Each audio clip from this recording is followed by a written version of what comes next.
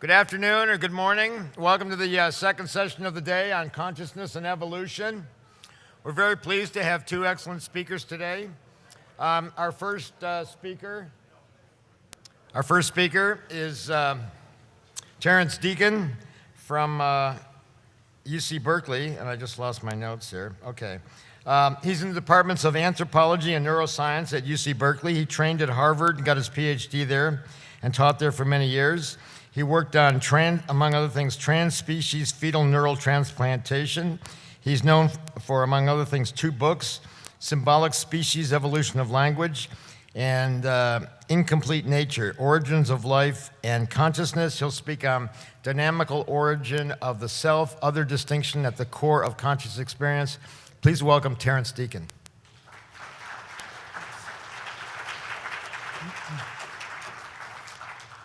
Well, thank you. This will be something entirely different from what you've been hearing about quantum theory. I'll say very little about that.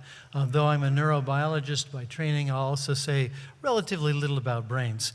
I want to talk about a very simple model system that I think helps us think through some of these problems.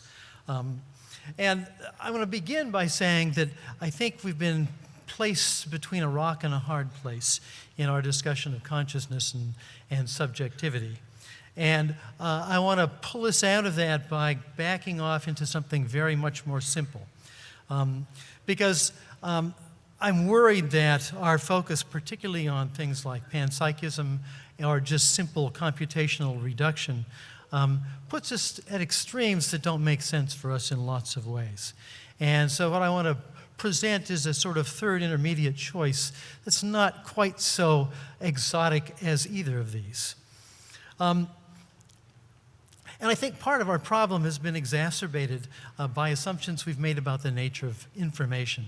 In many ways, information has lost its meaning in the last half century.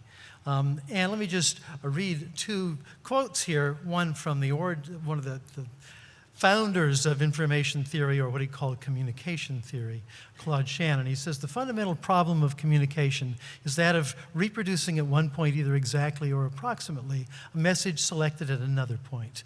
Although communications often have meaning, these semantic aspects of communication are irrelevant to the engineering problem. In other words, he's an engineer, not interested in what people were saying, but interested in basically how many bits can be passed through a channel in a certain period of time. Following up, one of the first people to really present information theory in a course at MIT, Robert Fano, has this to say in sort of reflection on this. He says, I didn't like the term information theory. Claude didn't like it either. You see, the term information theory suggests that it's a theory about information, but it's not. It's the transmission of information, not information. Lots of people didn't understand this. Information is always about something. It is information provided by something about something. And it's that aboutness that we're troubled by, because that's, of course, what minds are interested in. They want to find out what something is about.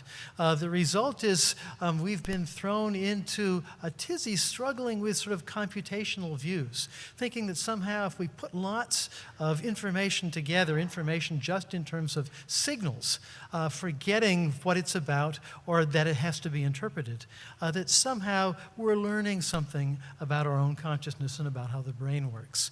But we have to remember that in many ways, computation is just finding a way to map symbolic operations onto machine operations. And if you find a machine that operates in a way that you like, all you have to do is assign certain symbolic states to different states of the machine, and you can turn the machine over and run it, and it'll compute for you. It'll do computing.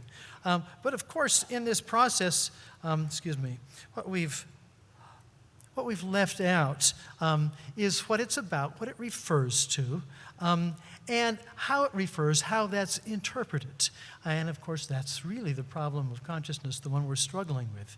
And of course, things are not just interpreted. There are some things that we ignore and other things that we don't because of significance as well.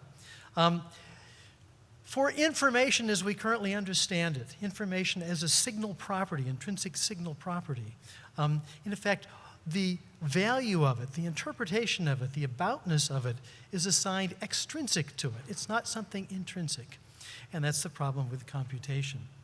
Now, we've become fascinated, and here, of course, there's a lot of talk about quantum physics. I'm not a quantum theorist. I'm a biologist by training. But I wanted to point out that there's a really useful and perhaps troubling correspondence between the Cartesian dualism and what I think is a kind of modern methodological dualism. And I think we're forced to this in part because of this computational view that suggests that mind is maybe just a machine of some sort. And to get out of it, I think we've looked for our answers elsewhere. And there's this nice correspondence between Descartes' res cogitans and his res extensa. The extensa world, the physical world of extended physical processes, is in effect mechanical. It's what the intrinsic properties of information as a signal property is about, effectively. He, of course, had to argue that the res cogitans, all of that stuff, the formal stuff, the experiential stuff, the logical stuff of the world, is somehow disembodied. It does not have extension in any clear sense or clear location. The problem he faced was, of course, how does it interact with the physical world? He came up with an interaction model in which he identified a structure in the brain. In fact, it's the only clearly unitary structure in a system that's mostly bilateral, the pineal body, that somehow this other realm works. Well, I think we do something similar with the quantum realm, and I think the reason that it's attractive is for exactly these reasons. Because in the quantum realm, also, there's a problem with spatial location. There's a problem with temporal location. There's a problem with the excluded middle issue. That is, they're sort of like res cogitans for Descartes. And so we're still struck with this issue. Now the problem then is, of course, something similar to Descartes' interaction problem, and it's basically today called oftentimes the measurement problem or the decoherence problem, and so on. The point I want to make is that this is attractive in part because it's dualistic. And I want to be clear that I think that's a potential danger for us. It's not that I think that quantum features are irrelevant. I think they're quite relevant to every physical process. I think indeterminacy has something to tell us maybe about some of the acausal features that may be relevant to issues of free will. The way that slight differences in initial conditions can be amplified and amplified into large-scale differences at a macroscopic level if the dynamics is right. Or superposition, which is this trouble with locality and non-locality. It may help us understand how potentials that are not yet realized might both coexist and be capable of being expressed. Or entanglement and spooky action at a distance might help us understand issues of binding in the nervous system, why there's a single experience of consciousness across vast numbers of neurons, and so on. It might even help us explain something like psi phenomenon, ideas about extra mental consciousness in various forms. The problem is that basically, none of these issues address the so-called hard problem that David Chalmers suggested. That is, that in effect, given any such process we look at in the physical world, it's conceptually coherent that it could be instantiated in the absence of experience. It follows that no mere account of the physical process will tell us why experience arises. The emergence of experience goes beyond what can be derived from physical theory. No amount of material explanation seems to provide an account of subjectivity. With each added datum, the question, why is there experience, can still be asked, without seeming to have reduced it any. I've often called this the Zeno's paradox of the mind. That is, we can get closer and closer to something and not seem to cross the threshold. I think this is why lots of the theories that we've heard here, though I've not been here to hear many of them, and theories that involve quantum consciousness issues and information integration theories and so on, oftentimes end up appealing to panpsychism, in part because they believe, they buy the argument that it can't have a physical explanation, that somehow consciousness defies physicality. And that as a result, we have to, in effect, give it up. We have to assume that it's a fundamental property of the physical world, as Max Tegmark at one point suggested. This kind of panpsychist perspective, or pan-experientialism, or pan-subjectivism, there's lots of ways to frame it, is unfortunately a kind of non-explanation. It says it's outside of science. Yes, we can do a lot of other things. We can deal with the binding problem and so on, but maybe this is outside of science. Now, that's very attractive if you have this sort of mystical yearning of the world, but if you're a scientist, it basically says you can't touch it. I want to suggest that maybe we try to bite off too much. Because we tried to answer Descartes' problem, this distinction between mind and machine, so to speak. And Howard Petit calls this locating the epistemic cut, where it is that you have to think about representations and knowledge and information in the world, in the sense of information that's about something. On the opposite end of things, we have the deep panpsychist view. I think it's also captured here by John Archibald Wheeler and his claim that the universe is just it from bit, that everything has a little bit of something like consciousness in it. There's people in the middle, and I stand in the middle. And I think the epistemic cut needs to be made between life and chemistry, living and non-living chemistry, so to speak. So what I want to do is I want to start really small.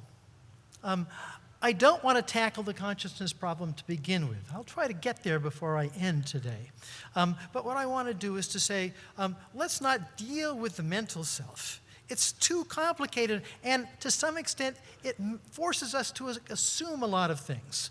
Assume a lot of things about what we are. And assume that the sentience that's part of consciousness is somehow just given, and I have to take it into account and find some way to map it to the brain. That's a big, big order. So what we need to explain is the nature of sentience, I think, in a simpler way. In its first forms, because I think only when we can get to its simplest forms and how it's manifest in creatures that don't have brains, that are very, very simple, but still react to the world, still have identifications of what works and doesn't work, how to interact and how not to interact.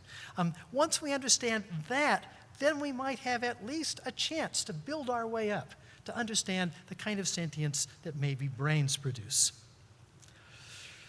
Now, I think there's a useful way to start this, and that's to look at the difference between machines and organisms. Machines are functional. They produce functions. But the functions are not in the machines. They're not anything about the physics of the machine. The laws of the universe are working in the machine whether it functions or not, whether it's broken or functioning. And what we assume is that if at least you're not in a fully panpsychic realm, that somehow there's no one home in this kind of a machine. Here, this is an old printing press. And the function of the machine is therefore determined by constraints on the dynamical excursions that its parts can undergo. When those constraints are loosened, it loses its function. But the constraints are not identical to any machine components, and they're not identical to any of its physical properties. These constraints that cause function, that are the basis of function, are not there. They're coming from the outside. And so, if there's a major change in these constraints, the function goes away. Physics doesn't go away, the function goes away. I think that the problem of consciousness is a problem of function. So let's look at a simple organism. I'm going to go much, much simpler than this. For organisms, what we say is the functional constraints are imposed from the inside, unless you believe in intelligent design, and you're an evolutionary theorist like myself. You argue that somehow the functional constraints that keep organisms functioning are from the inside. even the simplest organisms have something I think we could call simple self. We say they self-repair, they self-defend, they self-reproduce, and we're using self in a realistic sense. I think there's also a very simple sentience inside. That sentience is about how to interact with the world, how to know when to reproduce, how to know when repair is necessary, and so on and so forth. It doesn't necessarily have any mental components. But here's something important. Like the machine, these functional constraints are not physical features. They're not in the machine. They're not the parts. They're not part of the components, and they're not part of the physical features of it. The functional constraints, things that don't happen, that aren't allowed to happen, are not there precisely because they're not allowed to happen. But when they fail, when the constraints that keep me going fail, I'll die or I'll gain diseases. Degrees of freedom have been added, and as a result, the functions begin to degrade. It's this negative sense of function as constraints. Function is not what's there, but what's not there that I want to focus on. And I want to do it in a sort of hierarchical way. I've been working to develop a theory of dynamics that can build up to life. Not to something as complicated as you and I, perhaps, but just across that threshold into life. How do you do it? I've come to realize that it takes 3 steps, not 2. It's not something that chemistry just suddenly comes alive. In fact, what has to happen is there's got to be thermodynamic decay. The big story of the world is that it's breaking down, it's falling apart all the time. But that asymmetry turns out to be the driving force for all that's interesting in us. And I think we have to begin thinking about consciousness as a thermodynamic function. So let me tell you what I mean by that. The second law of thermodynamics is a regularization story, an irregularization story. Things get more and more irregular spontaneously over time. Any constraints, any order that's there, tends to dissipate over time, just like it does in you and I or in our machines as they run. But once in a while, you can pit thermodynamic processes against each other, and they'll produce self-organized phenomena. I like to call them morphodynamic features. They're dynamic features that produce form and regularity. They're regularization processes. Things get more regular rather than less. And as a result, new constraints can get generated. New things, new dynamics can be held at bay, so to speak, and things get simpler and more organized. But what I want to argue is that, in fact, life isn't just working against the second law of thermodynamics like this. It's regulation. We have to regulate the process of regularization to produce life. Why? Because we have to preserve the constraints over time. That's the problem. Morphodynamic processes, you can call them self-organized processes, happen because we push something beyond equilibrium. This has now been known for half a century. Lots of features that we're familiar with, for everything from whirlpool formation to crystalline formation, and one of my favorites, the Rayleigh-Bernard convection, that is you put a thin coat of oil in a heated pan, and you heat it beyond the level at which conduction of heat can dissipate the heat into the atmosphere, and special what we call roll cells form, and then eventually columns of moving liquid form, and they form nice, neat hexagons in the surface, interestingly enough. Regularization that's not intrinsic to oil, to hot oil, but it's intrinsic to close packing problems.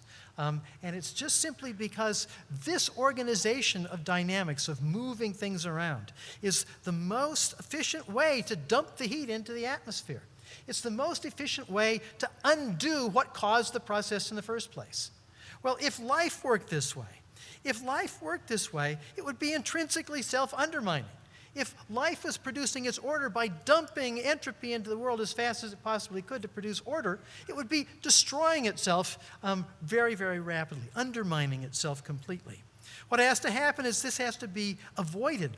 We have to use self-organizing processes to produce the order of living processes, but we need to then regulate them so they don't do this. So how does this regulation happen spontaneously?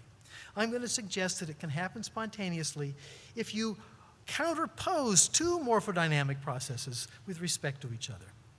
And I'm going to give you a simple thought experiment that's empirically testable that we've been playing with. First, a chemical process, sometimes called autocatalytic set processes or reciprocal catalysis, where a catalyst, a molecule that causes another chemical reaction to take place, like this over on the left, where it's breaking a molecule by virtue of its specific fit. If that process over here to the right produces instead another catalyst that causes another reaction that eventually produces the first catalyst, you get a kind of runaway process. And you can produce more and more catalysts. The process speeds up and speeds up and speeds up. But in the process, uses up all the substrates in the area and eventually will come to a stop. There's another self-organizing process that I find is quite interesting. Both of these are widespread in living organisms. This one is called self-assembly. The surfaces of viruses are formed not by having complicated processes to assemble them. You have molecules that have three-dimensional shapes and charges that just tend to stick to each other and fall together in regular patterns. And as a result, the virus can be really stupid, so to speak. Invade your cell, produce lots of these molecules, and they will just form around the RNA or DNA that the virus has also replicated. Cell surfaces are formed this way. Microtubules, which I'm sure many of you have heard about lots of times, are also formed this way. They're self-assembling processes. And they're controlled by lots of processes, possibly even, as I'm sure you know, quantum processes that may play a role in speeding up or slowing them down. They play a significant role in changing the structure of cells, of giving cells stability, and also can form sort of roadways in the cell for molecules to sort of ride upon. Here I show in the bottom right how many microtubules are in a particular cell here, a neuron, and you can see vastly numbers of these cells here labeled with a fluorescent label. The interesting thing is that these two processes have an interesting relationship to each other, which I've tried to capture here by the matching red and blue statements here.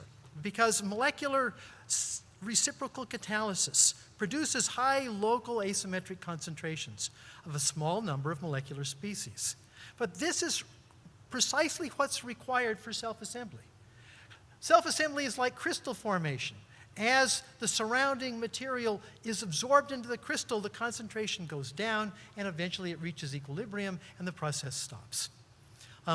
But if you want to grow something to completion, you need to keep adding stuff to it. Well, it turns out that reciprocal catalysis can add new molecules in a local area very, very rapidly and keep up with the process that they get taken out in the building of something like a viral shell. On the other hand, the problem with catalysis that's dependent on other catalysts is that over time they diffuse away from each other. And if they can't interact, of course, you won't have this process running. So the problem for them is diffusion. But here's the nice, neat thing. An encapsulation, like a viral capsule, can actually stop molecules from diffusing. It also, of course, stops the chemistry. So what we've been playing with is a simple, and today I'll talk about it as a thought experiment. It's something that's empirically testable, and we're struggling to get this done, in which basically you have up here on the far right, you have a circle of reactions. This is reciprocal catalysis. C and F are catalysts. Raw materials A and B and D and E here. These are operations that can go in both directions. A catalyst speeded up in one direction. But if in addition, one of these processes also produces a side product, a molecule that's just sort of a waste product that's popped off to the side that happens to self-assemble, like the capsule of a virus, then what will happen is that capsule will tend to form in the very region where the most rapid catalysis is going on. And that means if it forms quickly enough, it will enclose the very catalysts that produce this core. Now, when it does so, whether it's in a tube or a polyhedron like this, like a viral capsule, these are both kind of things that we find in viruses. This is a model based upon viruses, in fact. What we will find under these circumstances is the catalysis will stop. But the issue is that if it's broken open somehow by some chemical or heat process, then it releases the very catalysts that will produce more catalysts and will produce more containment. In a sense, it will repair itself. It'll put itself back together. In fact, even if it's broken more than this, the process will still persist, and maybe you'll get 2 or 3 produced. This all depends upon the environment being right. Well, let me just talk about this. It's a kind of work cycle in which you've got one process that needs substrates and energy, and another process that needs to have components continually produced. They produce a little bit of entropy, because they're both self-organizing processes. They're going rapidly. They're using up their raw materials rapidly, but they each correspond to each other in a way that's self-stopping. And by self-stopping, they now act as a sort of ratchet. They don't allow that relationship between the parts to degrade. By doing so, they stabilize a constraint. They generate a constraint and stabilize it. This is now not just regularization, it's regulation. Now, you might think that what I'm talking about has nothing to do with any of this consciousness stuff. The rest of this, I want to show how it might have something to do with it. Because if you think about it, each of these are producing what amount to boundary conditions for the other. Both they make it possible for the other to exist, and they keep the other from degrading and falling apart. As a result, what's interesting about this is that there is a higher order constraint here. That by virtue of their interdependence, their synergy on each other, they also maintain the synergy between themselves. They keep each other together in this process. And this is a sort of a higher order constraint. And what I want to show you is it's a formal constraint, an absence that is neither physical nor chemical, but a formal relationship, a synergy relationship. And this is important because it means that it can be pushed along, transmitted from substrate to substrate to substrate. And it can do other things as well. So here's another way to look at this relationship. Here we see this cycle of catalysts and the cycle of catalysts producing one constraint and self-assembly producing another constraint. They reciprocally hold each other together. I call this a teleodynamic work cycle. It's a dynamics that has an end-directedness. That is, it's directed to preserving itself. It's a kind of ratchet. If it generates constraints, it won't allow them to fall apart. But notice that if it's broken apart, the synergy constraint doesn't disappear because it's there in the relationship between all these components. And so it will regulate a process of repairing itself again. There's extrinsic material needed for it, extrinsic energy needed for it. Disruption is something that goes on, but also just simply thermodynamic decay is sort of held at bay in this process. I happen to think that this is how life begins, but that's not what I want to talk about today. What I want to say is I want you to focus not on the process itself, but on that higher order constraint that was generated by that synergy.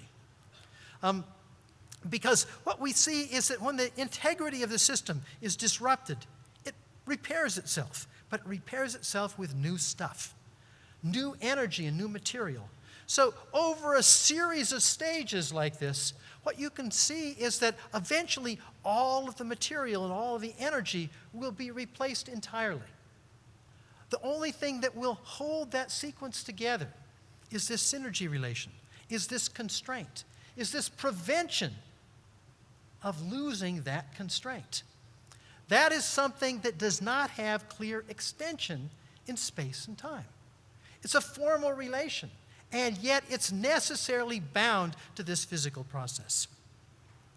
That's the only thing that's preserved. And what I want to argue is that's what we've been calling information in life. It's a constraint. It's something that's prevented from happening, that can be transmitted and maintained on lots of different substrates. So what I want to say is this is what produces the self that we talk about in terms of life: self-reproduction, self-repair, and so on. It's a second-order constraint. It's not a physical or chemical constraint. It's a logical constraint in some ways, a formal constraint. And it remains unchanged despite all these changes of materials and even dynamics, which is the reason that evolution is possible, because new kinds of materials that might do it better can be caught up in this process. It's multiply realizable. That is, it can be in all these different forms. And it maintains identity across all of these material forms. It's the information. But it's also the basis of something more important for us. It's the basis of the self-other distinction. In physics, when we describe a system and we want to describe how it's interacting with its environment, we arbitrarily bound it. Even when we struggle with abstract notions like integrated information, we have to define a system and it's bound. And we do so typically by differential strength and weakness, for example, of connectivity, or a variety of other ways that we do so. The point is that in living systems, or even in this simple system I call an autogenic system, the constraints that are maintained are what define the self-other boundary. The self-other distinction is defined by something formal, not something chemical or material or energetic. And that's what's preserved. We call it information. I think it's also the basis of the simplest forms of sentience on the planet. The capacity of a self-generative, self-maintaining, self-repairing system, like the one I just described, to respond to extrinsic conditions in a way that differentially modulates its dynamical organization, to minimize disruptive perturbations, and to utilize supportive conditions relevant for its persistence. Even the simplest bacterium does this. The most basic form of sentience, as I want to call it here, having a self and other distinction, representing the other and distinguishing what aspects of the other, the non-self, are going to be relevant for persistence. I want to call this vegetative sentience. I think plants exhibit it. I think bacteria exhibit it. I think single-cell organisms exhibit it. I think most of the cells in your body exhibit it, and in many ways, a lot of the physiology of our bodies do it. But I'm going to suggest now that vegetative sentience is not associated with any subjective state. There's nobody home still. And yet there's a self, and there's a self-other distinction, and there's a response with respect to that self-other distinction. And I want to argue, however, now that higher forms that I will call subjective sentience actually supervene on vegetative sentience. In other words, what I'm trying to do is to decompose what we've been calling consciousness into something simpler, into something that makes simple biological sense, but it's not something that fits nice and neatly into res extensa. Imagine to take one of these same kind of entities and assume that its surface is sensitive to substrates, so that substrates that bind to the surface make it weaker and weaker and weaker over time, in which case it gets more likely to break open under these circumstances. But if this is true, then the surface integrity gets weakened in a way that corresponds to an environment that's valuable. This is not any special magical chemistry, but what this means is that dissociation of the whole is going to be more likely in a reproductively supportive environment. This, I think, is vegetative sentience. The system is responding, again, a simple chemical kind of process, responding in a way that recognizes what's good for it and not so good for it in the world. And it responds, it changes its dynamics appropriately. That's what I want to call the simplest form of vegetative sentience. It's a kind of representation as a result. Its internal dynamics represents its world, and it represents its world with respect to its needs, its future, its telos, its purpose, so to speak. Because it can represent something extrinsic, that thing that it represents is not actually inside of it. It's something on the outside, it's other. It's the self representing the other. This is that self-other distinction. And I call this the minimal vegetative sentience. Of course, it gets much more complex in other organisms. What's happening here is it's providing what amounts to an index. The number of bound substrates on the surface is an index of the environment and its supportive conditions.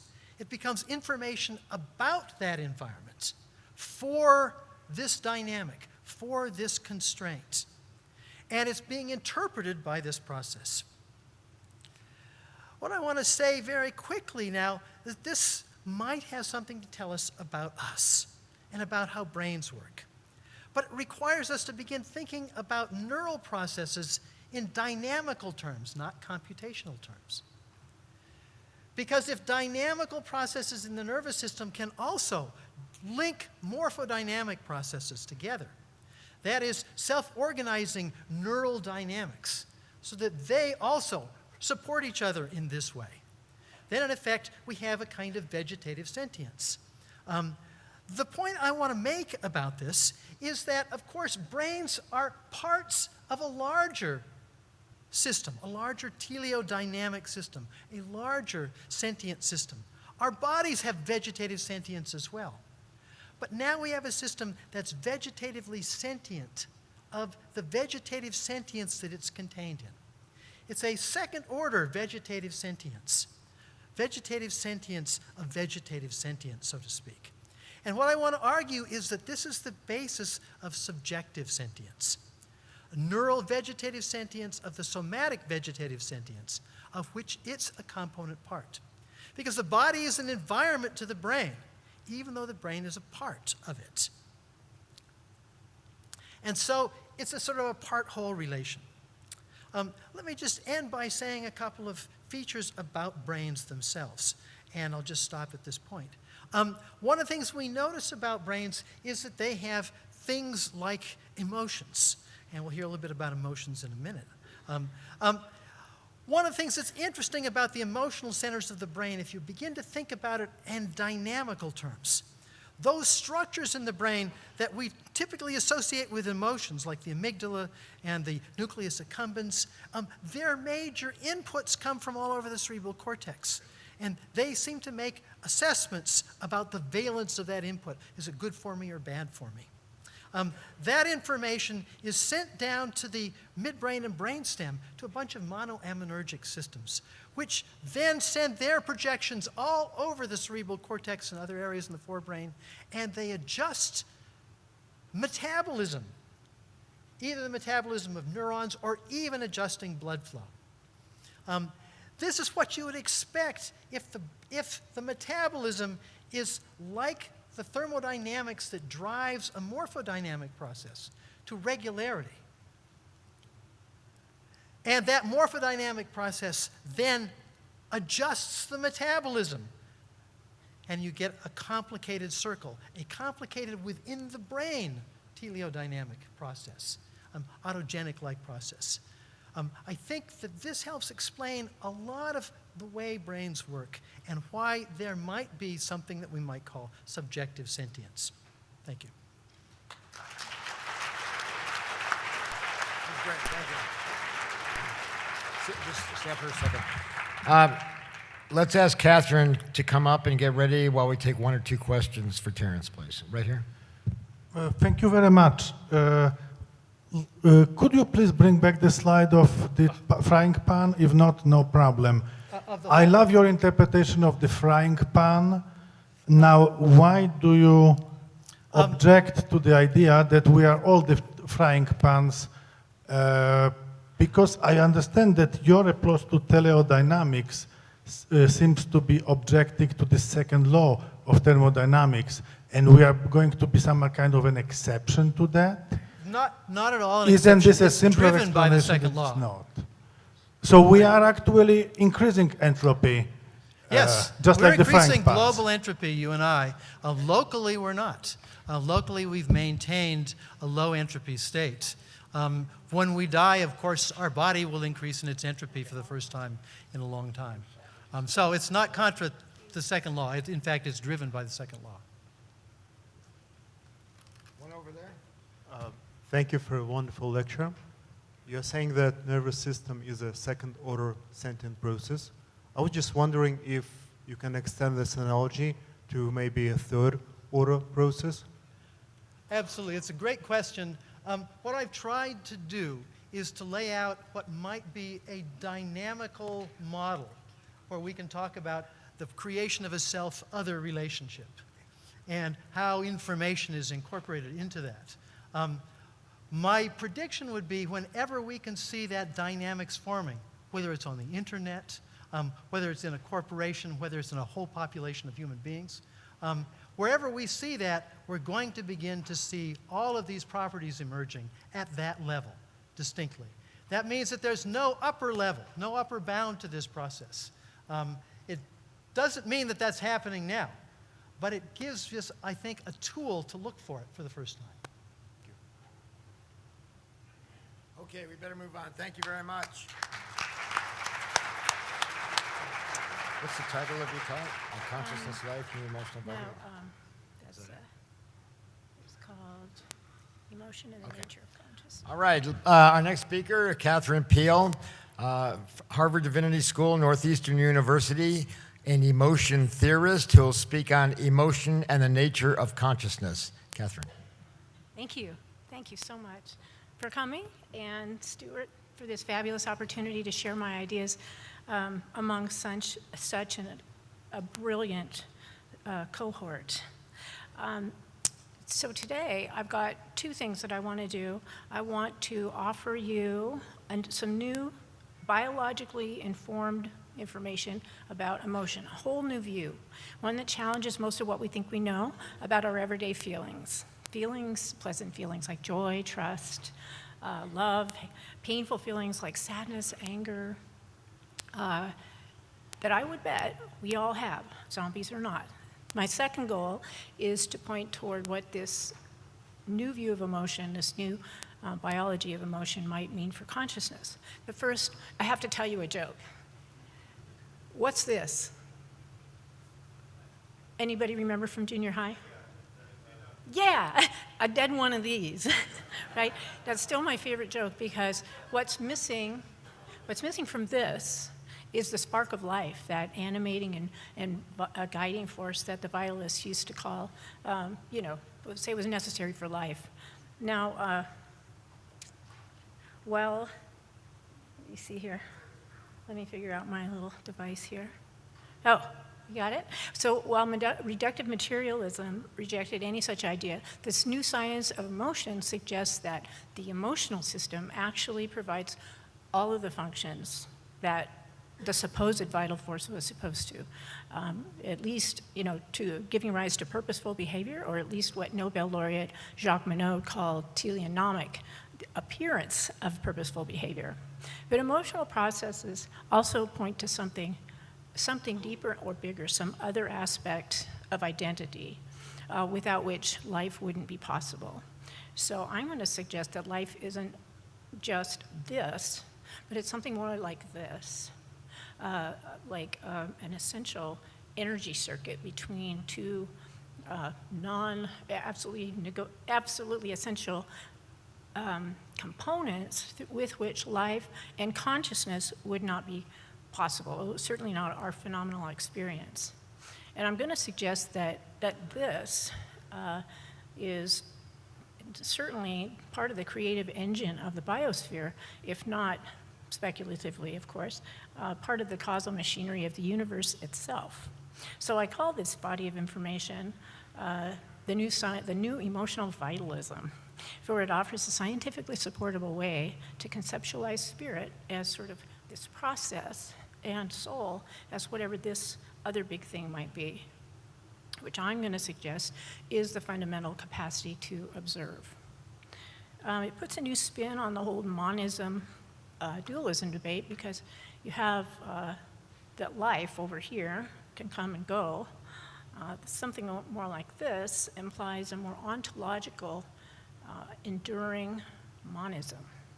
Might be consciousness itself. So with all due respect to Terry, we're going to get crazy here. So my message is mostly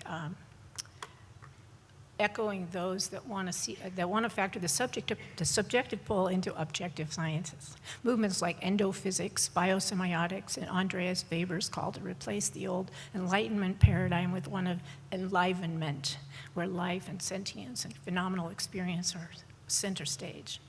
I add that understanding the biological function of emotion is a first and necessary step in that direction, and it will turn on a new appreciation of the word sentience.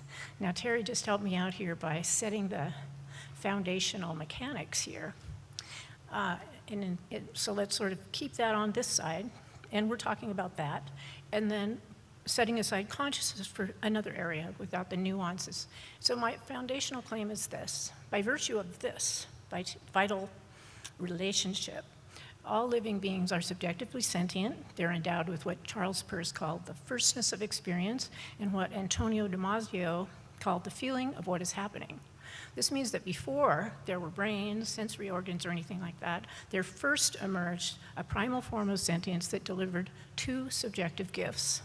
Now this is where Terry and I diverge: a simple sense of self-awareness and some experience of good and bad evaluative feelings. I posit it to be the first variety of perceptual quality in the living system. So in this view, the answer to Thomas Nagel's question is that only a bat can know what it's like to be a bat, and in fact, any member of any species can only know what it's like to be that particular bat, or wombat, or spider, or human being. For whatever personal experience that might be, it is a universal feeling of something good or bad happening to me, what I call the hedonic self that I am. A little different than Terry's description.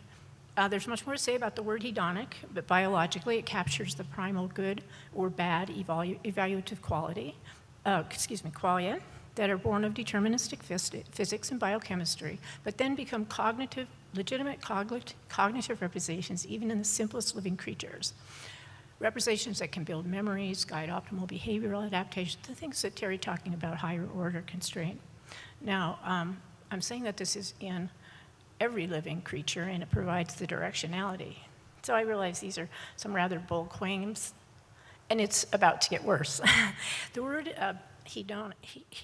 hedonism, if you will, or hedonic, implies that values do exist in nature, certainly at the biological level, and maybe deeper still. Now, this flies in the face of the time-honored policy of the naturalistic fallacy, but through this new lens, that looks to be a preemptive dogma, if not a tragic mistake. For the biovalues produced by hedonic qualia are universal to all living creatures. They're delivering messages about right and wrong states of biophysical balance, information about optimal physical conditions for life. They are also central to learning and development and evolution, and they ultimately undergird all of our moral and ethical discourse. Indeed, our emotional experiences, pleasure and pain, are the only biological tether to nature's value systems. And without a clear conceptual link to its ancient hedonic logic, all evaluative language, all words such as right, wrong, good, evil, are relative, if not misguided, social constructions. Unfortunately, this dogma has left emotion with a really bad reputation. It's bad stuff. Certain philosophical traditions pit animal emotion, lower animal emotion, with higher rational capacities and all that. And most spiritual traditions associate emotion with deficiency, spiritual deficiency, that gap between man and God. For example, here are the first two pictures that come up in a Google search for the word hedonism. We've got the first two of the 7 deadly sins, lust and gluttony. Now, objectively, all 7 of those deadly sins concern excesses in pursuing pleasure and avoiding pain. And some are explicitly emotions: pride, envy, greed, and wrathful anger. Worse, emotions also associated with deficiency in mental health.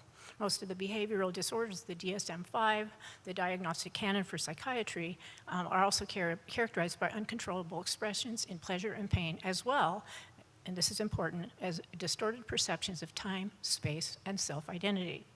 In short, with science having dropped the ball on values, we've been blaming the messenger while missing its fundamental and biological message, which is almost exactly the opposite.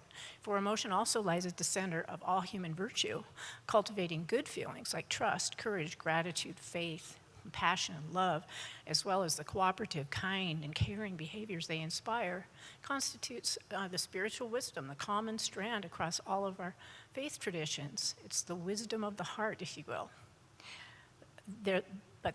Biologically, they are the naturally divine benefits of our emotional vitality.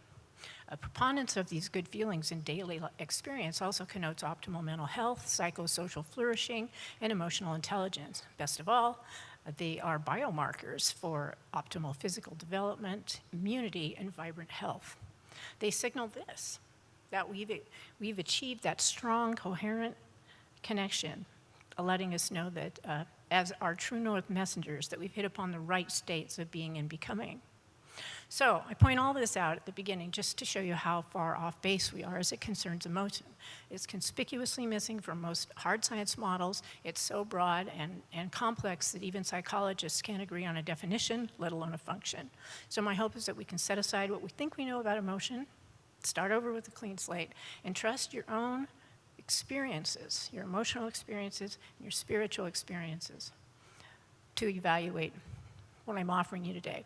Our task will be to learn what positive and negative emotion mean, how they work together, and what they're telling us about this. So, I'm going to really quickly go through what is emotion, what is its function, which I'll tell you right now is self-regulation. The very stuff Terry was talking about, but that it tells us in very clear hedonic terms exactly what to do and when. Thankfully, a lot of speakers have covered a lot of this territory, so I can focus in on what's new. First, then we'll talk about how these regulatory doings are rooted in self-organizing happenings, the laws and forces of thermodynamics. Thank you, Terry. But throughout this discussion, we'll discover that the self is kind of a multidimensional concept, including the body, the mind, and something more abstract, like a Kantian fractal whole. So the key idea, of course, is that emotion is a sense, an entire sensory system that its distinguishing feature is, of course, the good and bad categories of qualia. Psychologists call this affect, and Joseph Ledoux offered an elegant contrast between cognitive computations, regular thoughts that lead to other thoughts, and affective computations, which are generated by self-relevant stimulus, and they lead to action. But when we dig deeper into the biology, we'll notice that affective computation emerged long before brains. So I'm suggesting that emotion is the grandfather of all other senses. Its ancient evaluative logic still encoded within visual aesthetics, acoustic resonance and dissonance, and pleasant and unpleasant aromas, and warm, fuzzy, cold, prickly experiences of touch. This becomes apparent when we reduce it to its two components. We've got the binary feelings that trigger hedonic actions to approach or avoid but whatever's in the environment at the moment. We talked a little bit about that. So it is the good for me, bad for me pattern of behavior that we see of approaching that, which is good for me, and avoid. So, but what I want to point out is that the guidance within it, that's the animation and guidance that we see, but the guidance includes all forms of learning. And as Ivan Pavlov demonstrated, hedonic behavior is the foundation of classical conditioning. The feelings and their coupled approach and avoid behaviors are the hardwired, unconditioned stimulus pair upon which almost any sensory stimulus can be remembered as good or bad. And the function, as we said, was self-regulation, and that's why it's self-relevant material. It's about regulating the self. And now, it may have started out with very modest hedonic beginnings, but it's now fully loaded, ranging from autopoietic self-making, self-preservation, genetic self-replication, epigenetic self-development, self-determinism, all this, even including the mindful self-control and self-transcendence of contemplative practice and spiritual experience. And in fact, the evolution of the emotional sense is reflected in the triune brain structure. It's also noted in human developmental processes with hedonic affect inherited at birth. Basic emotions, sadness, joy, anger, fear, disgust, emerging over the first 3 to 6 months. And the complex blends and shades are forged by personal experience and specific sociocultural context. So in a nutshell, we have our emotional vitalism provides a sensory palette with 3 different levels of self-regulatory information. Informative feelings we can tap to choose the right responses in virtually any situation, ultimately to attain and maintain the biophysically right states of being and becoming. But it all starts with understanding the fundamental bioevaluative messages of pleasure and pain. So if we begin with the brain, we see that it's everywhere. There are 2 bidirectional circuits, at least, and it means that it not only it concerns sensory stimulus here, but there's a bottom-up path from the body as well. As Antonio Damasio suggests, emotional feelings are somatic markers, messages concerning the body's well-being and its proto-self-awareness.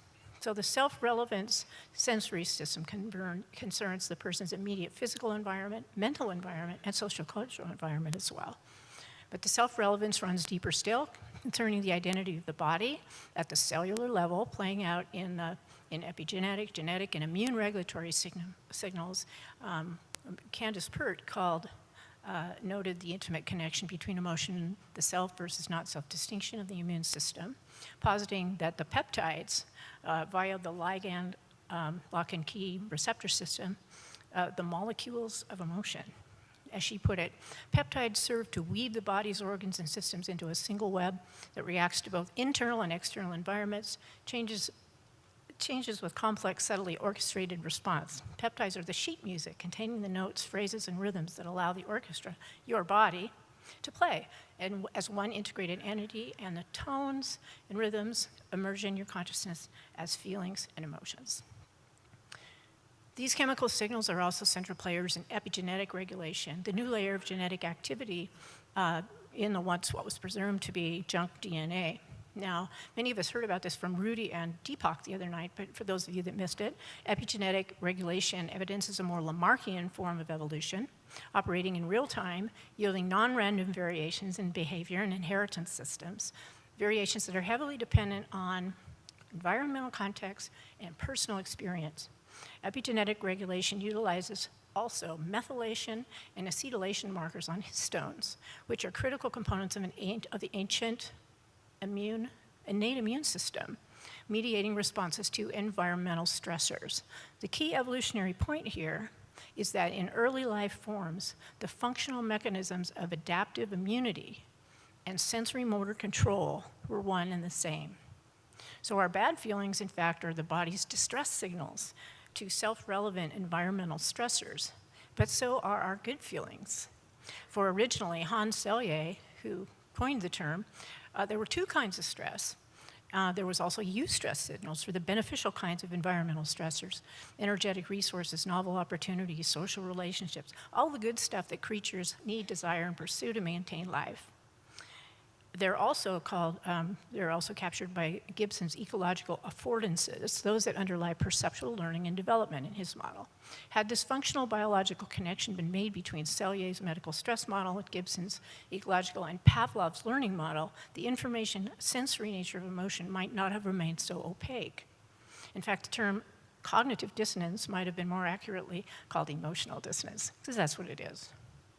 So this is likely what Lamarck meant when he talked about how animals had felt needs, subjective feelings that drove behaviors, played a role in evolution. And in fact, much higher up the evolutionary ladder, which is a whole different talk, there are the needs, like something akin to Maslow's needs hierarchy, are indeed encoded in the appraisal themes of our basic and complex emotions, the other 2 levels that I was telling you about. So to my mind, Lamarck deserves a whole lot more credit than he did for his prescience about the role of experience in personal behavior and evolution. And even the neo-Darwinians should be singing his praises, because this innate hedonic logic also provides an internal bottom-up reflection of subjective reflection of external top-down criteria for natural selection. So what we have here Herein lies the innate purpose, the genuine telos encoded in our selfish genome, although it's more self-regulating genome. The ultimate evolutionary meaning of pleasure and pain are these two what I call self-regulatory purposes. The natural punishment of pain serves the non-negotiable impairment of self-preservation of the body, which is what Darwin talked about survival, asking us to reduce or avoid those particular environmental conditions. The innate rewards of pleasure concern self-development of the mind, completely left out of the model, but very, very important for our purposes because it feels good. So Darwin and genetic regulation are to body, like Lamarck and epigenetic regulation are to mind. And with the signal chemistry, the implication is even a single cell has a mind. So this view jives really well with the 4 E's view of cognition put forth by Maturana and Varela, that mind is fundamentally embodied, grounded in physical material, enacted through an ongoing process, embedded within and inseparable from its environment, and extended via development and personal experience. But of course, this new science adds a 5th E, identifying the evaluative component. So to reconcile this view with Cartesian dualism, both his mind stuff and body stuff are over here in the body mind, nothing left. So how it works is like this. There's a 3-step thermostatic loop of mind, very much like your home heater. And this is a zoom in on the sensory motor system of the E. coli bacterium. That's perfect hedonic behavior that are mediated by this little loop of mind. So there's a fundamental self, not self-comparison, being made. There's a signal whenever imbalances are, which is the emotion I'm arguing, and they trigger a self-corrective response, behavioral response, which approacher avoids. It's actually a little cybernetic loop likened to the thermostat, like I said.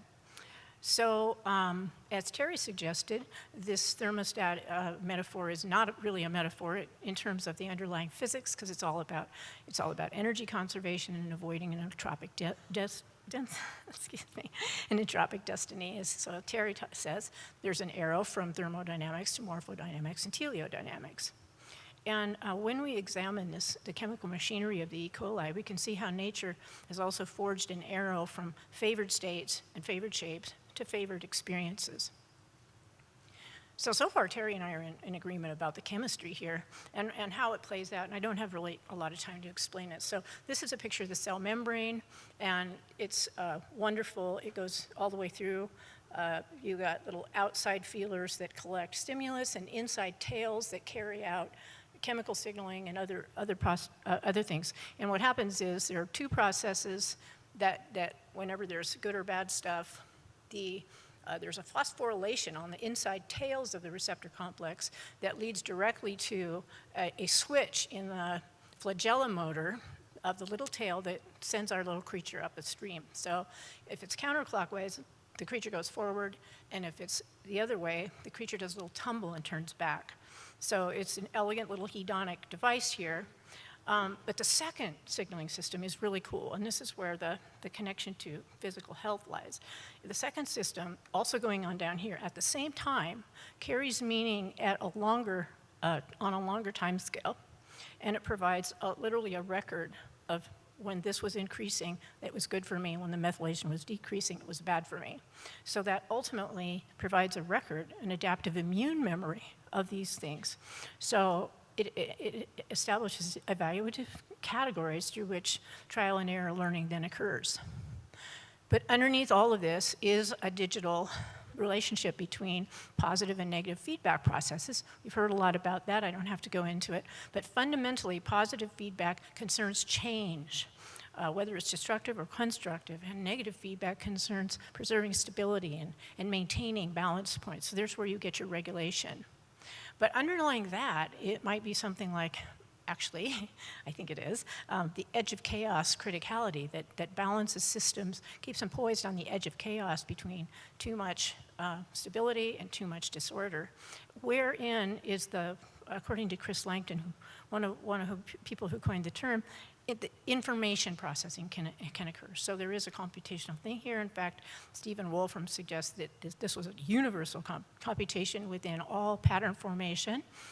We heard about this a little bit from Celine the other day, and it's the same oscillatory behavior of standing waves that undergird the self-organizing dynamics she talked about, as well as honor bonds, clocks within clocks within clocks view of information.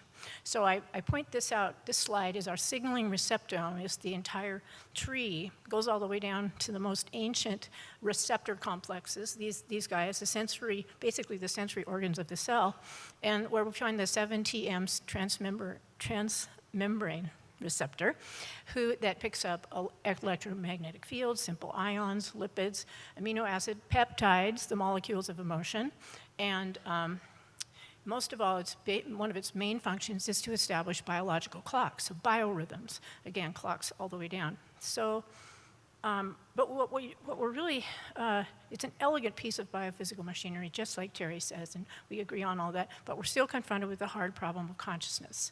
And I believe that the step one comparison between self and not self requires a fundamental capacity of observation or consciousness. Fortunately, our hero Stuart comes to the rescue, and he offers how the comparison can happen through quantum superpositions in the fabric of space-time with a self-collapse into one actual event that occurs with flashes of consciousness and emotion. So that's really cool. And actually what he's offering is what's going on inside the cell that's created by Candace's molecules of emotion. So it's no surprise to me that they both use a music metaphor. And of course, Audubon's singing microtubules are part of this music too. And this is probably the best science can do because it is an objective reduction. There's no subject in the story. There's no self, which I still think we need for this. So I'm not afraid to conjecture a little bit. I'm a bit of a fallen scientist, but I believe that our experiences are really central to everything we do. So enter Stu Kaufman, who offers at this point a full-on quantum version of criticality with his poised realm model we'll hear about tomorrow. But essentially, there's an ongoing engine between a realm of ontologically real possibles and a realm of ontologically real actuals, the classical realm, the quantum realm, and it's mediated by mind. So he gives us subjectivity. And that the edge of chaos dynamics that we see all the way up actually starts here. But now that might be, all we need for this. Very cool, lots of good places to stop. But I still think we need to be concerned about the self, its relativity, its individuality, its fractal multiplicity, and its personal self-relevance. So throughout the story, the self is actually functioning as a part and a whole in these ensemble dynamics we're talking about. We're talking about network nodes that give rise to, so there's boundary conditions that can be changed by the connectivity of the nodes, and so there's a holistic sense of self with the network itself, and then an individual sense of self at the node level. So if we think about this in terms of a panpsychist view, we find ourselves like in a land of Leibnizian monads with sentience, which he also said had desire, or Whiteheadian pretensions with the actual occasions of experience that also have feelings. We also find ourselves in Deepak's territory with the idea of Indra's web. Each note is shimmering with consciousness. And while we have not privileged the brain, we have privileged emotion.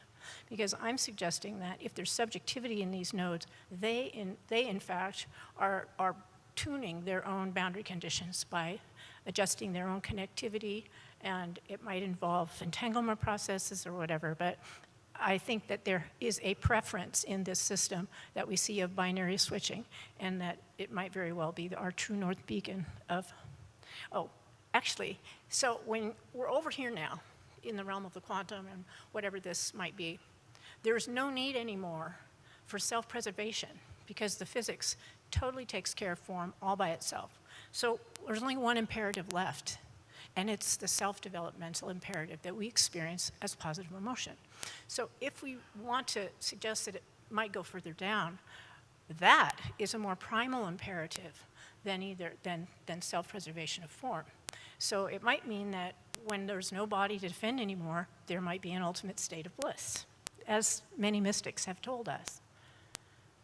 So we've been toying with the idea, the rather ironic idea of quantum hedonism in the universe, with an impulse of pure desire to creatively expand and complexify, but it's an open-ended evolutionary trajectory, like what Desjardins' omega point, but it's never ceasing. And in fact, its elegant mathematical precision contains what Gregory Chaitin calls pure crystals of creativity. This implies, of course, that our preferences, desires, and choices, through this perhaps interactive mechanism that Stu suggested, are giving us a really active participatory role in the universe. So that suggests that self-regulation is not only rooted in self-organization, but it's rooted in some deep sense, literal sense of self-actualization of matter itself. So I'm suggesting that over here on this side, when we see a self-not-self comparison here, it's actually fundamentally a self-not-yet-self comparison against whatever our potentials may be in this realm of the possible. And they probably wrap into our genetic potentials over here, but I want to call them soul potentials, whatever they may be. And that this fundamental self-not-self comparison, together with a not-yet-self comparison, explains our emotional dynamics. So I want to suggest that that's really what's going on here. Now, if we take that back to the land of the living, the soul, even if it's beautifully driven like this, it shows up as a social mind culturally. We have both an autonomous and a communitarian aspect of our identity, not just us, but every living system. So when we notice that the autonomy is our sense of preserving the body, and is usually supported by negative emotions, and our sense of community, which is about self-development, is more about the positive emotions. We can see dynamic patterns all across the evolutionary ladder of animals behaving with both an autonomous and a social behavioral regime. We can see facial expressions, nonverbal postures, clearly observable behaviors across the animal kingdom that suggest emotional sentience is very real, and that it does in fact mediate two aspects of the self, which I say are the not yet self possibles interacting with the mind-body. So I want to, you don't have much time, and I'm going to give a really quick tour through what this looks like in nature, and I want you to think for yourself if this is just a chemical machine or if there's genuine sentience going on, and if something deeper might be going on. So the very first thing we see, even in our little E. coli bacterium, we see quorum sensing, which shows how both an autonomous identity and a communitarian identity, and I'll spare you the details, but they use the same peptide signaling systems as the hedonic mechanism to identify self and other in the environment. And they can get together and ball up against antibiotics, or they can engage in virulent assaults against other species. We see, of course, our famous slide mold, who can be both an individual and a communal self, depending on environmental circumstances. We see social behavior all through insects and kin recognition. And of course, insects have brains, so we're already starting to complexify. Then we come to the reptilian limbic system, which is arguably the source of the basic emotions. You see a cooperation through territorial behavior and hierarchy, as well as aggression. We see attachment. In fact, attachment is central to our sensitivity to the environment and our epigenetic processes. We see play, we see care, we see morality. Animals get very upset if you don't play fair. There's lots to say about that. We see mammalian altruism in alarm calls, and bats having their own bat experience, sharing blood, and we see empathy in grief in primates. And we also see division between whether the negative emotions are going to design the social structure or the positive emotions are going to design the social structure. The best one is the chimps and the bonobos, who the chimps are a little bit more angry-oriented, hierarchy, kill, kill, kill, where the bonobos are all about let's make love, and they exchange sexual capital and have happiness for a much more egalitarian sort of society. And I just want to suggest that we also have the same kind of thing going on here. What do we preserve? What do we develop? And without making the distinction between preserving the body, we end up actually preserving ideologies of the mind, which is exactly what we're not supposed to do. And so I'll end with a few concluding thoughts here about emotional vitalism, both the hope and the challenge. I want to suggest that we are harnessing our vitalism holds tremendous promise, but we have a long way to go. There's misinformation about our emotional system shot through our cultures and our language. We linger in the territoriality and dominance hierarchies of our reptilian ancestors. We carve up the human family and defend ideological boundaries against the evil other, when to nature there is neither evil nor other. Our very biosphere is one self-system, and our emotional wisdom says that loud and clear. But not only have we been blaming the messenger and failing to optimally self-regulate, we have been using the punishment of pain, which, by the way, as individuals, we're supposed to reduce by creating new resources in the environment and all of those things, changing those external conditions. We have used it against one another in a system of punishment and reward to control the behavior of one another. And in doing so, we have created instead of reducing the distress signals, which is the prime fundamental commandment of nature, we have increased them several-fold. And this is why we have thank you. This is why we have so much distress in our environment, but it's an entirely man-made layer that we can remove. But to the degree that we have complex negative emotions running the show and manipulating one another, they're pointing directly to ideas that we have that are destructive, and we farm them out into the social environment. So it all starts here with understanding how to reduce these circumstances. And really all we end up with are the 5 basic negative emotions, which tell us what's going on in the immediate environment that we need to change. And the rest becomes more complex, positive experience, the kinds of things that are going to give us vibrant physical health and all of this great stuff. So I'll stop there because I think I've got 33 seconds left and say thank you all so much for coming. And there's so much more to say, but that's all I got to.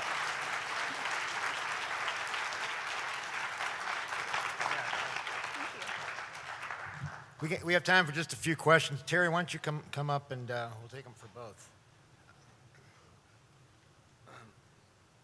This is going to be quite emotional for me, so please bear with me. Hi, Katherine. This is actually directed at you. Oh, hi. Hi. Need my sunglasses. My uncle, he served as a U.S. Marine for most of his life, and he retired. He's now retired, and he suffers from extreme PTSD and is resistant to all conventional forms of medicine. And in my opinion, I feel like the government and conventional medicine has failed him.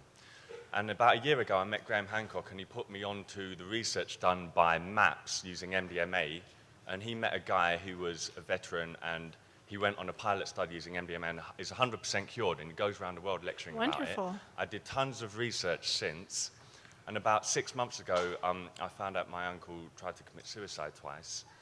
And for a few weeks, I kept waking up in the middle of the night, feeling like I was having a heart attack, thinking about my uncle. And I went to the conference in January where Stuart invited me here, and a week after that, I had my first ayahuasca session, and it dragged me through hell. But I emerged from it having formed a pact with God that I will do everything in my power to get my uncle the best possible treatment. And I believe MAPS have the best possible treatment. And I contacted dozens of doctors all over the world. They put me in touch with Rick Doblin. Dr. Luna recommended him. Frederica recommended him. I spent time with them in Zurich after that conference. And we're flying him out to California next week to get him treatment. That's amazing. The question is, basically, I've had it a few times where I wake up in the middle of the night with feeling really bad pain in my heart, thinking about another loved one. I've never had that. My fiance left me for another guy whose dad was dying of cancer, and I never had that then. I was heartbroken, but I hate to be rude, but yeah, I've got a come to question the now. point. There's a lot I've of got people the question waiting. now. Okay, the question's now. Is it that I'm too emotional? Because I feel like I'm quantumly entangled with these people. I feel their pain. Or am I too emotional? Is it just that I'm too emotional? No, you're sensitive. You are sensitive. And in fact, we're getting more and more sensitive all the time. That's why there are these epigenetic manifestations of sensitivity to context and increases in all kinds of things that might be directly related to the man-made layer of pain we've constructed. Mother ayahuasca is another reason why I think that this model is more, it speaks more to human experiences, including anomalous experiences, such as those. And it really does resonate at a very deep level, something more like this. Thank you so much. Over there. Please be brief and ask a question. Yeah, I'm an advocate of the hedonistic imperative, basically the idea that we should isolate the biomolecular signatures of pure bliss and then express them in the brain. So what do you think about that? A world where we all experience gradients of bliss and no suffering at all? Well, there's a distinction between suffering, which is an ongoing thing, I think, created by our cultural structures that misunderstand emotion. There will always be a place for immediate pain because we learn through trial and error feedback, and so we're never going to get rid of those emotions. Otherwise, it would be just like some virtual reality where you have nothing but bliss, and it's like a heroin trip or something. You know, life wouldn't be meaningful. Sorry, David.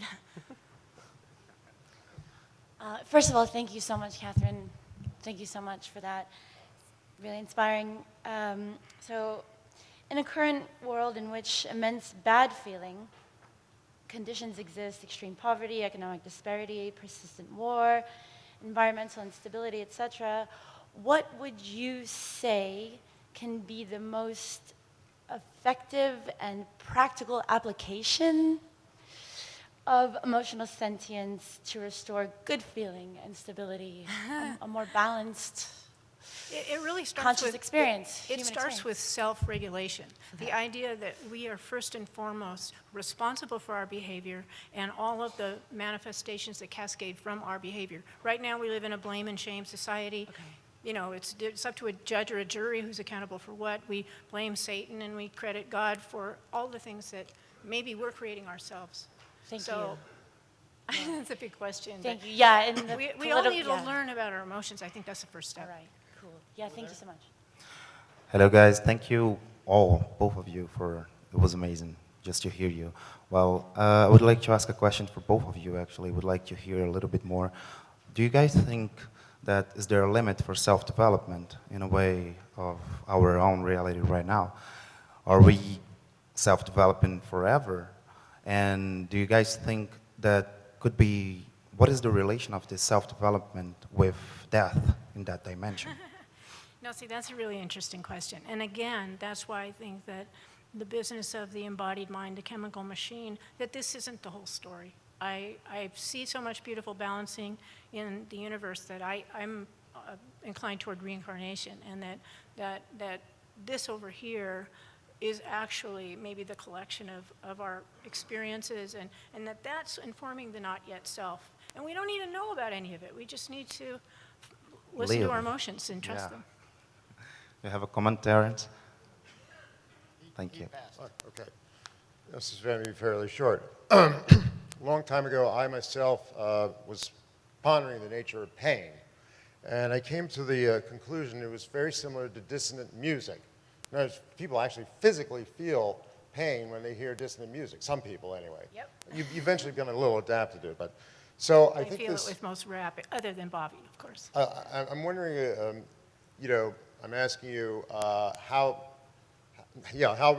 related that is to, for instance, Anderbon's ideas, because that's clocks within clocks within clocks, but music within music within music.